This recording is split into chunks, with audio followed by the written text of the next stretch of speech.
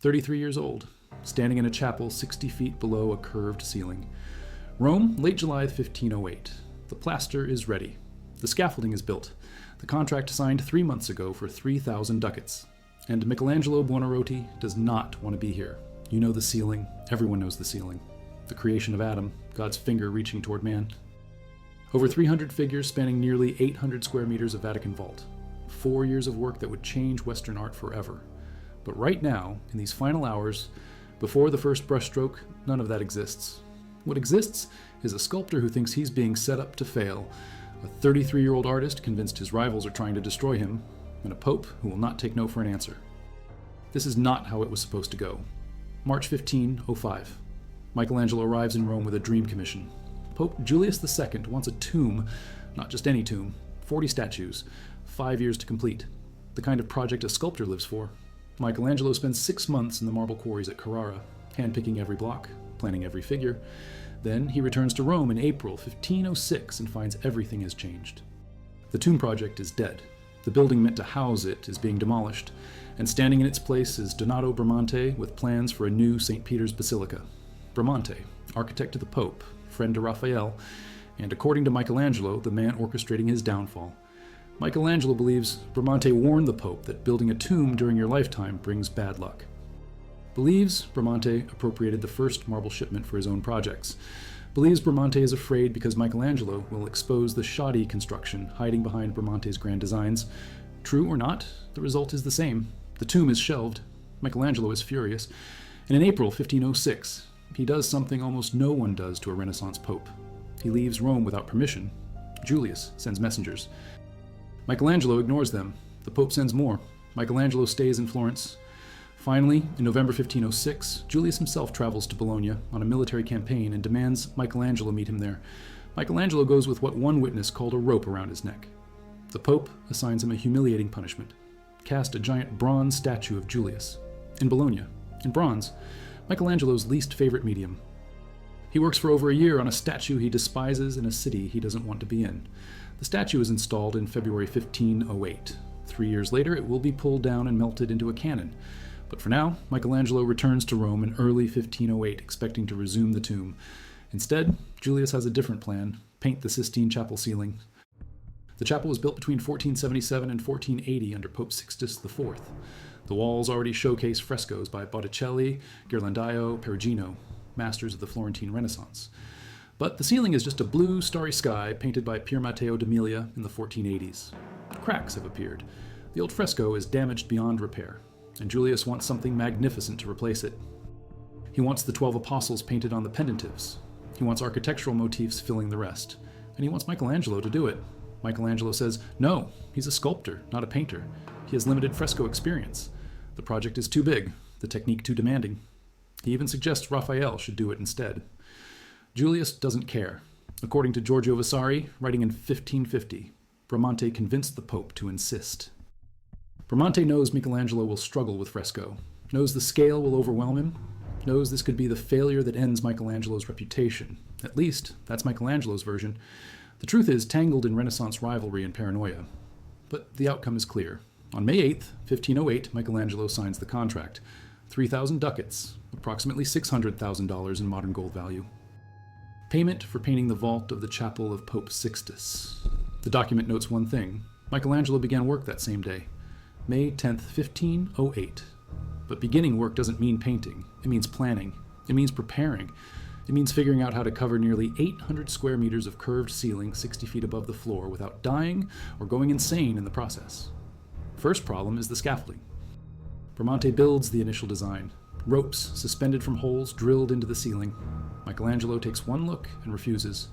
The holes will force him to paint around gaps. The structure is unstable. He demands Bramante be removed from the project and designs his own scaffold. A wooden bridge anchored to the side walls with self-supporting trusses. No ropes, no ceiling holes. The platform spans half the chapel at 7 feet high. Tall enough to stand, wide enough for 5 or 6 men to work.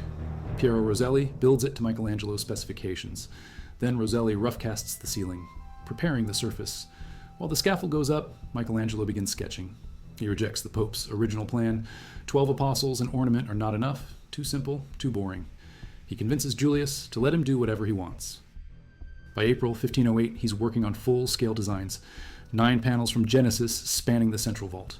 The creation of the heavens and earth, the creation and fall of Adam and Eve, the story of Noah. Surrounding these, 7 prophets and 5 sibyls, ancestors of Christ in the lunettes. Over 300 figures total. But here's what makes fresco so unforgiving. You cannot just paint on a ceiling. Fresco means fresh in Italian. You paint on wet plaster. The plaster absorbs the pigment as it dries. The paint becomes part of the wall, permanent, incredibly durable. But only if you do it right. And doing it right means working fast. The plaster dries in hours, maybe half a day if conditions are good. Once it's dry, it's over. You chip it off and start again. No corrections, no second chances. Every section you can complete in one working day is called a giornata, a day's work. If you look closely at the ceiling today, you can still see the joints where one giornata ends and the next begins. The process starts with 3 layers. First, the ordeal, rough plaster mixed with sand and sometimes marble dust, applied thick and left to dry for weeks. This is the foundation. Next, the cartoon, a full-scale drawing transferred to the ordeal. Michelangelo uses 2 methods. Pouncing, where you prick holes along the outline and dust charcoal through them, or incision, where you press a stylus through the paper to carve lines directly into the plaster. Finally, the intonaco, a thin, smooth layer of fine plaster applied fresh each morning. This is what you actually paint on. You have hours before it sets. After that, the chemical bond is broken. The pigment won't stick. Michelangelo mixes his colors with water, no oil, no binder, just crushed minerals and H2O. Earth pigments for reds and yellows, lapis lazuli for blues. The palette is limited. 7 distinct colors for the entire ceiling. When the pigment hits the wet lime plaster, calcium hydroxide reacts with carbon dioxide in the air. Calcium carbonate forms. Rock hard, trapping the color inside the wall forever. If the plaster is too wet, mold grows. Too dry, the paint flakes off. The moisture has to be perfect, the temperature stable. And Michelangelo has to paint fast enough to finish each section before the chemistry stops working. This is why he's terrified. If you value documented Renaissance art history like this, subscribe. It's the best way to support our work. Also, comment from which city you're hearing this from. This script is researched and factual, using sources from the Sistine Chapel ceiling Wikipedia entry updated 2 days ago on November 28th, 2025, Andrew Graham Dixon's analysis of Michelangelo and the Sistine Chapel from his published extracts on the artist's reluctance and paranoia, and the Poetry Foundation's archival collection of Michelangelo's 1509 poem to Giovanni da Pistoia, documenting his physical suffering while painting, held in the Casa Buonarroti in Florence. Now back to the information. Late July 1508. The scaffold is ready. The old fresco has been chiseled away. Workmen complained on June 10th about intolerable dust and noise. By July 27th, the preparatory work is complete. Michelangelo stands below the vault.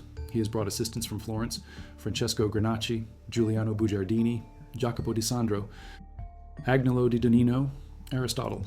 Men who know fresco better than he does. The plan is simple. They'll help with the technical work, mixing plaster, grinding pigments, maybe painting minor details, background angels, decorative oak leaves. But Michelangelo is a perfectionist, and perfectionists do not share well. Within weeks, maybe days, he realizes the assistants cannot match his vision, cannot paint the way he needs them to paint. Their work doesn't meet his standard, so he makes a decision that will define the next 4 years. He sends them away, all of them except one assistant to help mix paint. And he commits to painting the entire ceiling himself, 800 square meters, 300 plus figures, alone. October 1508. Michelangelo climbs the scaffold for the first time with a brush. He begins at the entrance end, the west wall, working backwards through the biblical narrative. The first panel he paints is the drunkenness of Noah, not the creation, not the famous scenes everyone knows. Noah drunk and naked, discovered by his sons. It's a complex composition, multiple figures, architectural details. Michelangelo is testing himself, seeing if he can do this. The figures are smaller than what he'll paint later, more crowded, more detailed. He's still finding his rhythm. The scaffold platform is 60 feet up. He climbs a 40-foot ladder to reach the base, then another 20 feet to the ceiling, 7 feet of working space, just enough to stand. His head and neck arch backward, arms raised overhead, holding a brush, watching wet plaster, waiting for the moment when the surface is perfect, not too wet, not too dry, then painting, fast, controlled. Every stroke has to count because there are no do-overs. Paint drips, constantly. It runs down the brush, down his arm, into his face, his eyes, his beard. He's breathing plaster dust, lime particles, pigment powder. The scaffold is dim, Candles and oil lamps provide the only light. The natural illumination from the chapel windows doesn't reach him. He works in flickering shadows, hunched, twisted, spine bent like a Syrian bow. Winter 1508 turns wet and cold. Moisture seeps through the Vatican walls. And one morning Michelangelo climbs the scaffold to find mold growing on his finished frescoes, gray fungus spreading across Noah's face, white crystals of efflorescence obscuring the work, weeks of effort ruined. He goes to Julius, begs to quit. Says this proves he was right. He's not a painter. He can't do this. The project is cursed. Julius refuses, brings in another fresco expert. Someone who knows how to fix the plaster consistency, how to prevent moisture problems. The ruined sections are chipped away. The formula is adjusted. Michelangelo is ordered to continue. And he does, because what choice does he have? 1509, 1 year into the project. The physical toll is brutal. Michelangelo writes a poem, sends it to his friend Giovanni da Pistoia. The poem includes a sketch, Michelangelo drawing himself. Neck hyperextended, back arched, body contorted. The words describe what's happening to him. I've already grown a goiter from this torture, hunched up here like a cat in Lombardy. My stomach squashed under my chin, my beard's pointing at heaven, my brain's crushed in a casket. My breast twists like a harpy's. My brush above me all the time dribbles paint, so my face makes a fine floor for droppings. My haunches are grinding into my guts. My poor ass strains to work as a counterweight. Every gesture I make is blind and aimless. My skin hangs loose below me. My spine's all knotted from folding over itself. I'm bent taut as a Syrian bow.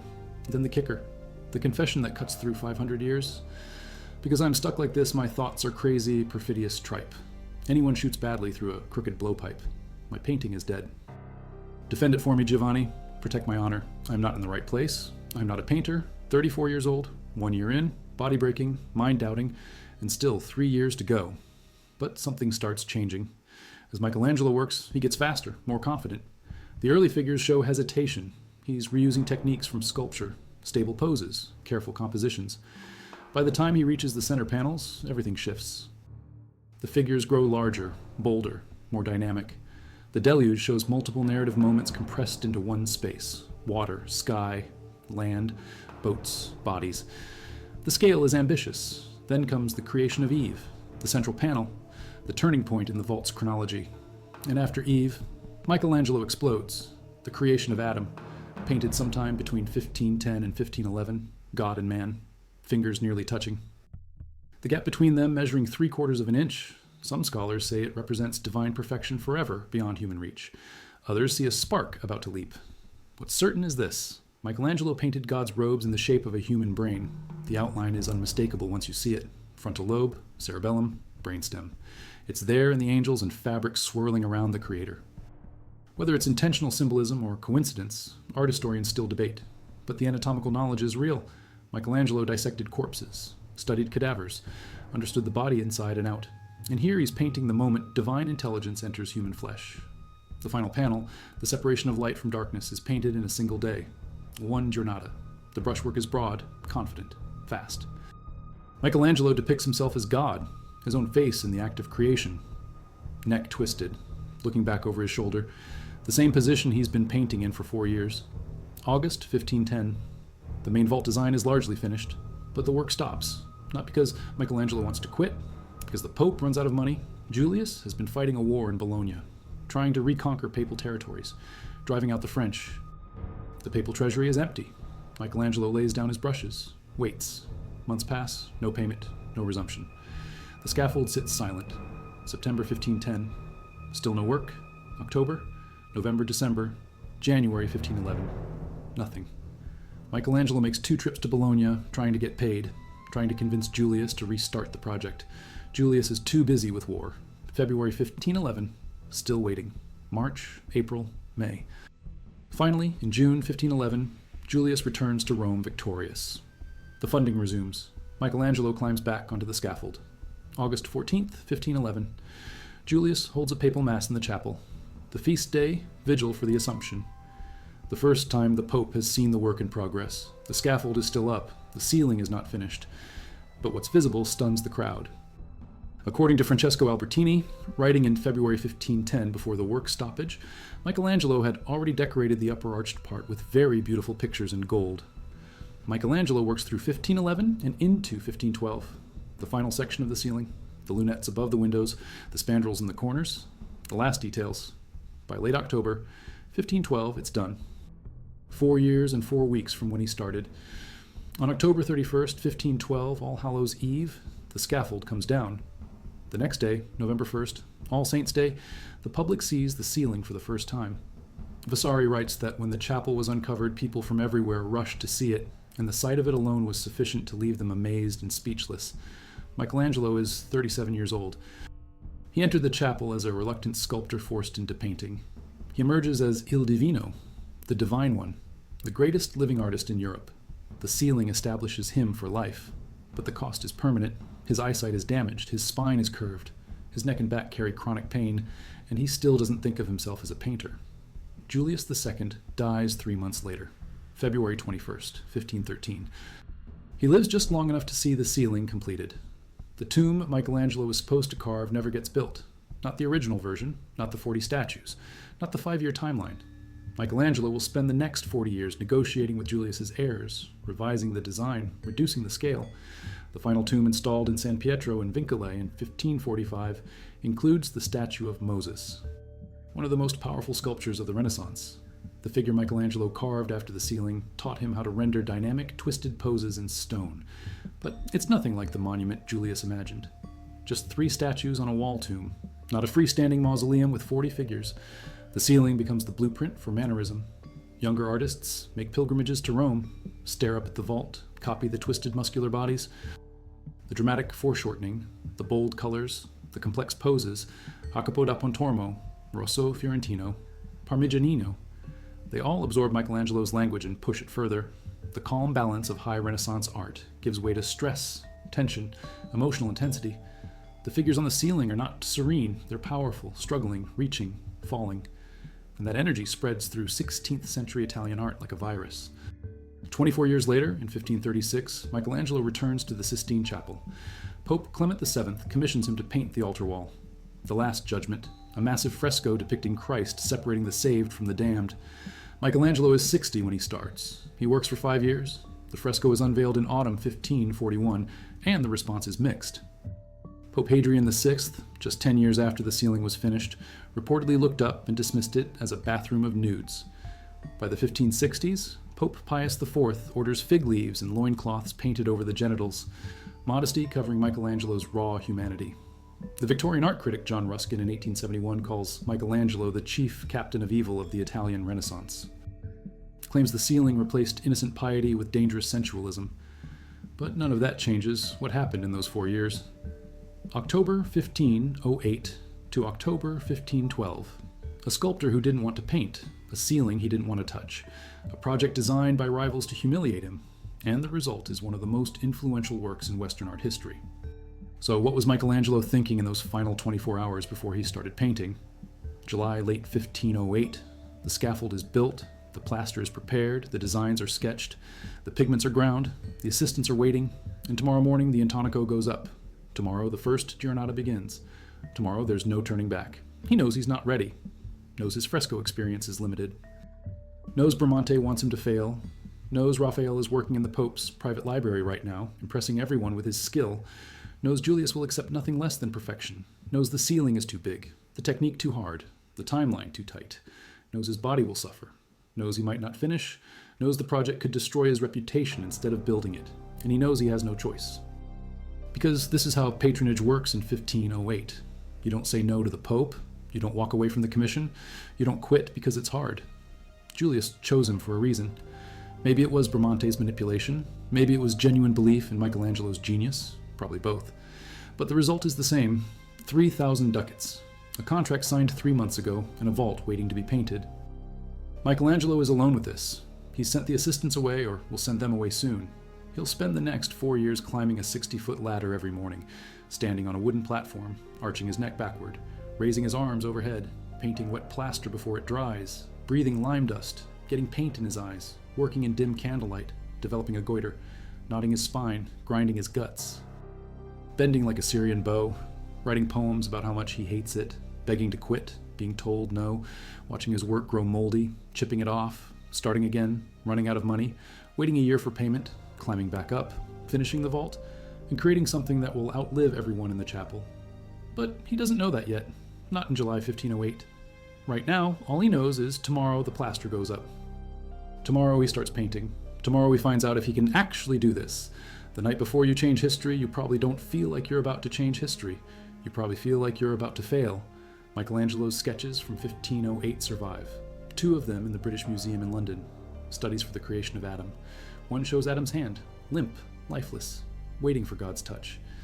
The right side of the page is black chalk, 274 millimeters high, 386 millimeters wide. The other sketch shows Adam's full body, reclining, twisted. The anatomy carefully worked out. These drawings prove Michelangelo knew exactly what he wanted to paint. He planned every detail, every muscle, every gesture, every shadow. He wasn't improvising. He was executing a vision. But planning is not the same as doing. Drawing on paper is not the same as painting on wet plaster 60 feet in the air. And knowing what you want to create doesn't mean you believe you can create it. The technique of fresco demands absolute confidence. You apply the intonaco in the morning. You have until afternoon, maybe early evening if conditions are good. Every brushstroke is final. Every color choice is permanent. If you hesitate, the plaster dries. If you rush, the painting looks sloppy. If you get the moisture wrong, mold grows. If you mix the pigment wrong, the color fades. There are 1,000 ways to fail and only one way to succeed. Do it right the first time. Michelangelo's artistic training started when he was 13, apprenticed to Domenico Ghirlandaio in Florence. Ghirlandaio was one of the most skilled fresco painters in Italy. His workshop completed the fresco cycle at Santa Maria Novella. His work appears on the walls of the Sistine Chapel. Michelangelo learned the basics from him: how to prepare plaster, how to transfer cartoons, how to work wet. But Michelangelo left after a year, moved to the sculpture garden of Lorenzo de' Medici, spent his teenage years carving marble, studying anatomy, dissecting corpses in secret to understand how muscles attach to bone, how skin stretches over ribs, how a body twists and reaches and falls. By 1508, Michelangelo is famous for sculpture. The Pietà in 1501, Mary holding the dead Christ, carved when Michelangelo was 24. The only work he ever signed? David in 1504, the 17-foot marble giant standing in Florence, symbol of the Republic, proof that Michelangelo could render human anatomy with impossible precision. These are the works that built his reputation, not frescoes, not paintings, stone. And now Julius wants him to paint, wants him to abandon what he does best and try something he's barely practiced. It feels like a setup, and maybe it is. Bramante suggesting Michelangelo to the Pope, knowing he'll struggle, knowing failure will open the door for Raphael, knowing Michelangelo's pride will make him try anyway. It's Renaissance politics. Rivalry disguised as patronage. But whether it's a trap or not, Michelangelo signed the contract, and the work starts tomorrow. If you value documented art history and psychological insight like this, subscribe. It's the best way to support our work. Also comment from which city you're hearing this from. This script is researched and factual, using sources from the British Museum's catalogue of Michelangelo's preparatory sketches for the Sistine Chapel, updated in their online collection, the Casa Buonarroti archives in Florence, holding Michelangelo's 1509 poem and self-caricature, and multiple peer-reviewed analyses of Michelangelo's fresco technique published in art conservation journals, examining the ornate visible in the ceiling. Today. Now back to the information. The physical space of the Sistine Chapel measures 39 meters long by 13.7 meters wide. The ceiling spans nearly 800 square meters. The vault is a flattened barrel arch, not a dome, not a flat surface, a curve that rises and falls. The highest point is approximately 20.7 meters above the floor, 68 feet. The windows line both long walls, 12 on each side.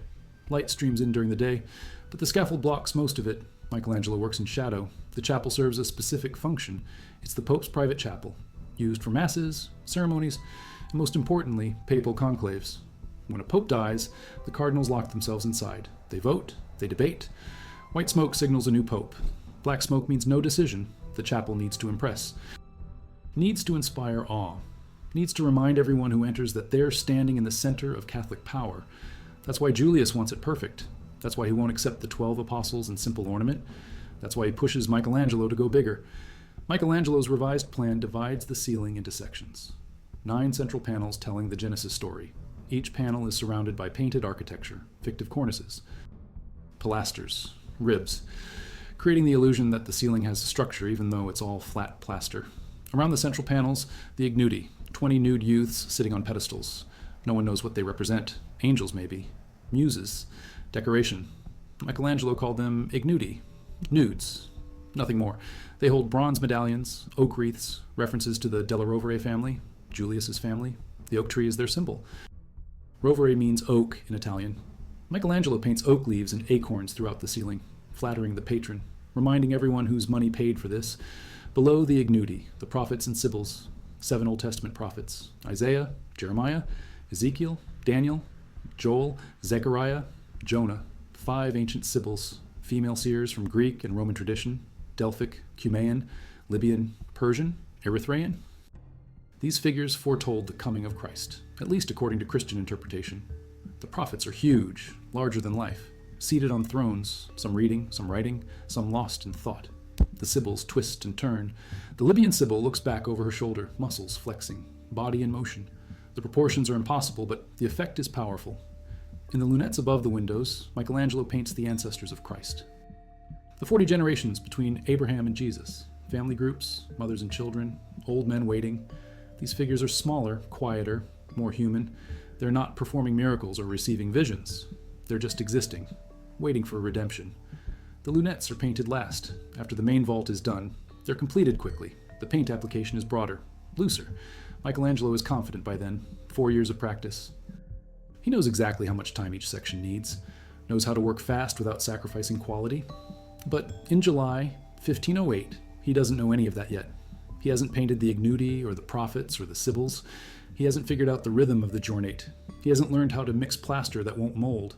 He hasn't developed the physical tolerance for standing with his neck bent backward for 8 hours a day. He hasn't written the poem about his goiter or his knotted spine. He hasn't begged Julius to let him quit. He hasn't watched his work get ruined by moisture. He hasn't waited a year for payment. He hasn't seen the scaffold come down and the crowds rush in. None of that has happened. All of that is still ahead. Right now, it's just the night before. The scaffolding empty, the chapel quiet, the plaster waiting. And Michelangelo, somewhere in Rome, trying to sleep, trying not to think about tomorrow, trying not to imagine all the ways this could go wrong. Does he pray? Maybe. He's deeply religious, writes letters complaining about the corruption in Rome, the debauchery, the way Christ's blood is sold by the gallon, the way chalices are beaten into swords. But he stays because Rome offers opportunities Florence doesn't. Because papal commissions pay better than anything else. Because Julius, for all his faults, recognizes genius, even if he forces that genius into uncomfortable shapes. Does Michelangelo doubt God? Probably not. Does he doubt himself? Absolutely. The poem from 1509 makes that clear. My painting is dead. I am not a painter. Those aren't the words of someone confident in their abilities. Those are the words of someone drowning. Someone who took on a project too big and can't figure out how to escape. But Michelangelo doesn't quit. Not in 1509. Not in 1510 when the money runs out. Not ever. He complains. He writes bitter poems. He begs for relief. But he keeps climbing the scaffold. Keeps mixing plaster. Keeps painting. Why? Because he's Michelangelo Buonarroti. Because he cannot tolerate imperfection. Because even when he hates the work, he refuses to do it badly. Because his pride won't let him fail in front of Bramante and Raphael and Julius. Because somewhere deep down, beneath the fear and the doubt and the physical pain, he knows he can do this. Not easily, not comfortably, but he can do it.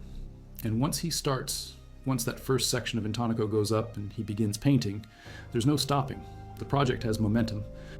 The chemistry of the plaster doesn't wait. The contract is signed, the money is paid, at least the first installment, and the only way out is through.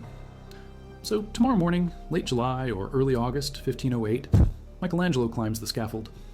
The assistants apply the first layer of Intonaco. Fresh, wet, perfect. Michelangelo picks up his brush, dips it in pigment mixed with water, and starts painting the drunkenness of Noah.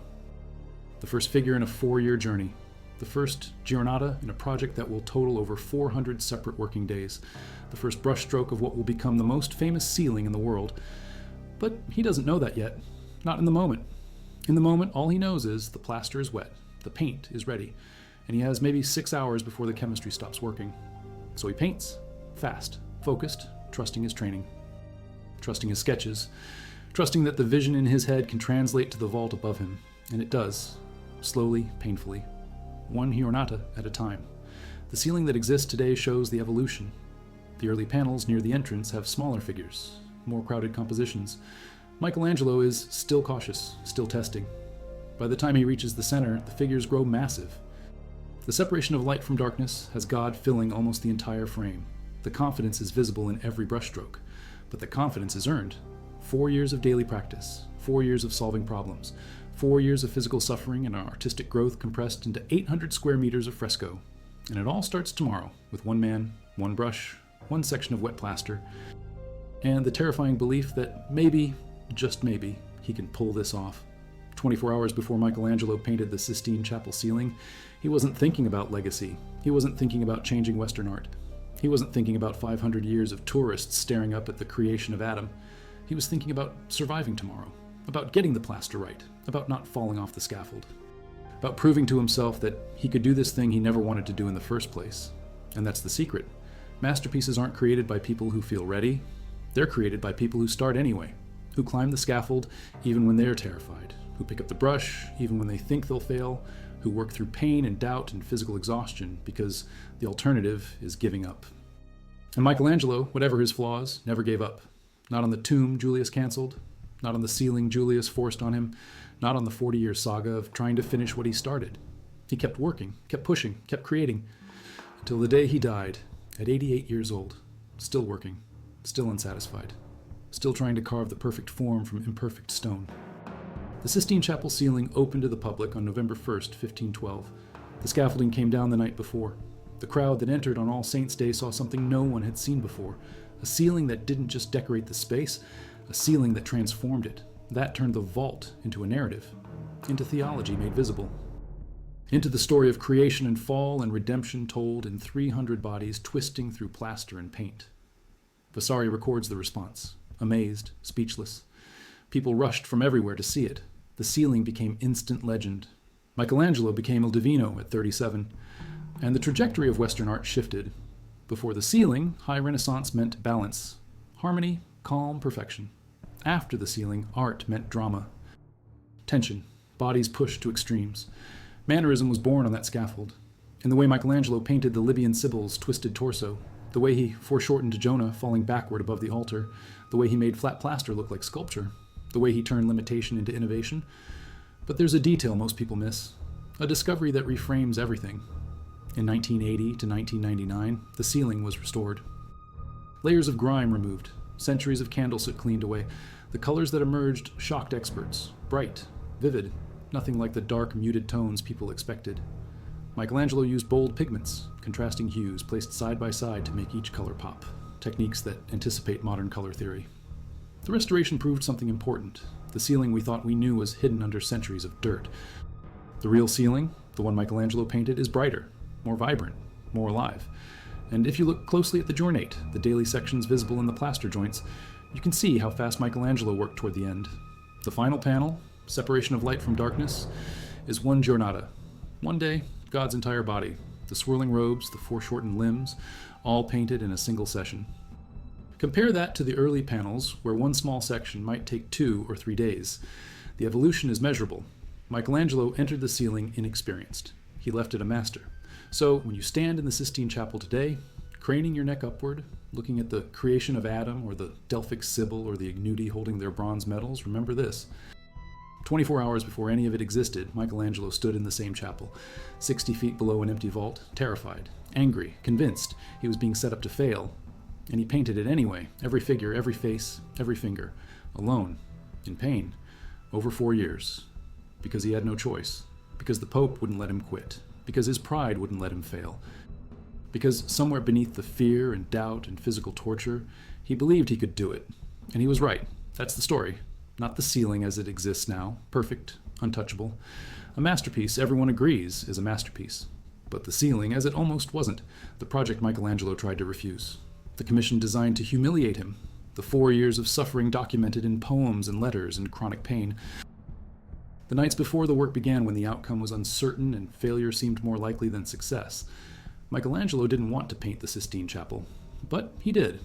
And in doing so, he proved something that echoes through 5 centuries of art history, that the greatest works are often the ones the artist fears most, that mastery comes from pushing beyond comfort. That legacy is built in the moments when you think you can't continue, but you do anyway. That the ceiling you don't want to paint might be the ceiling that defines you forever. 24 hours before the first brushstroke, none of that was certain. It was just a sculptor, a scaffold, and a wet section of plaster waiting to become history.